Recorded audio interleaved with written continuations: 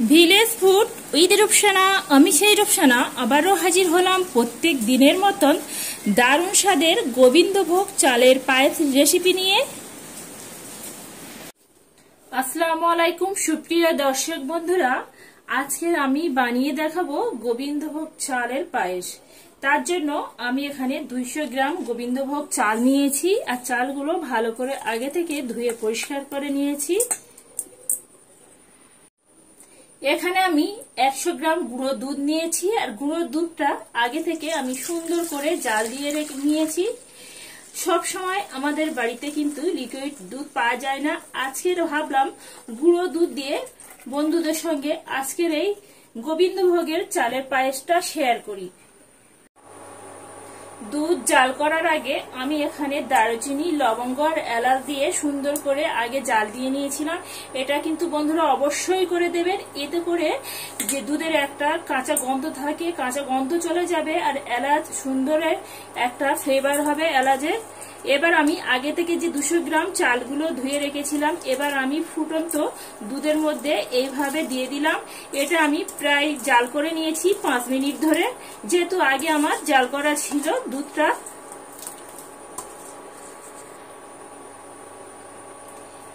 চালটা দিয়ে এখানে আমি 15 মিনিট ধরে সুন্দর করে এই পায়েসটা তৈরি করব।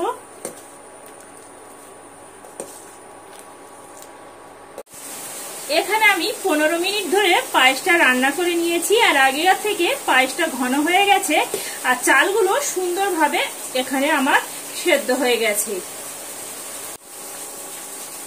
15 মিনিট জাল করার পরে সুন্দরভাবে দেখতে পাচ্ছেন বন্ধুরা কত সুন্দরভাবে এখানে সর জমে গেছে। এবার আমি এইভাবে সরগুলো মাঝখানে দিয়ে একটা হাতা দিয়ে আবারও ভেঙে দেব সরগুলো। এটা সরের খুবই সুন্দর লাগে। এইভাবে যদি সর পড়ে আর মাঝখানে এইভাবে এনে এইভাবে চালের সাথে যদি মিশিয়ে দেওয়া যায় খুবই সুন্দর হয় বন্ধুরা। এখানে আমি দিয়ে দিচ্ছি 100 গ্রাম চিনি। আপনারা যে যেমন মিষ্টি খেতে পছন্দ করবে ঠিক সেইভাবে করে মিষ্টিটা দিয়ে দেবেন। চিনিটা দিয়ে আবারও আমি এইভাবে একটা হাতা নিয়েছি, ঠিক এইভাবে গোল হাতা। এবার আমি এইভাবে উল্টো দিকটা দিয়ে সুন্দরভাবে এইভাবে ঘষতে থাকবো।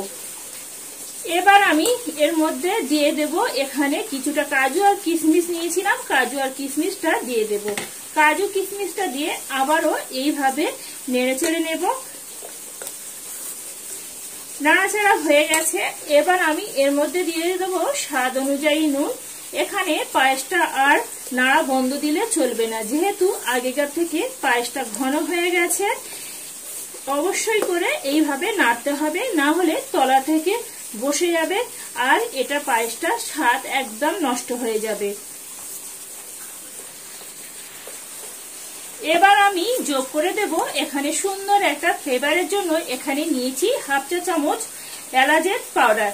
এই এলাচের বীজটা আমি বের করে সুন্দর করে একটা মিহি পেস্ট করে নিয়েছি, সেটা এইভাবে দিয়ে দিয়েছি। এলাচের গুঁড়োটা দিয়ে আবারও এইভাবে পায়েসের সঙ্গে মিশিয়ে নিতে হবে।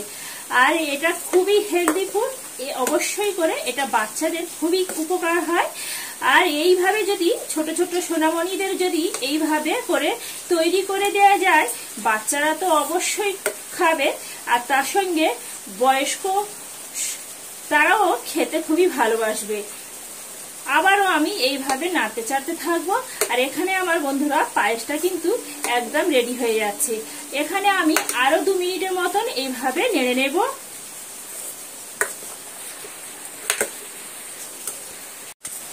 এখানে আমি আরো 2 মিনিট ধরে পায়েসটা এইভাবে নেড়েচেড়ে নিয়েছি। এখানে কিন্তু পায়েসটা আমার একদম রেডি হয়ে গেছে। এবার আমি পায়েসটা তুলে নেব। আর পায়েসটা আমি একটু দেখাচ্ছি বন্ধুরা কতটাই পারফেক্ট আর কতটাই লোভনীয় হয়েছে।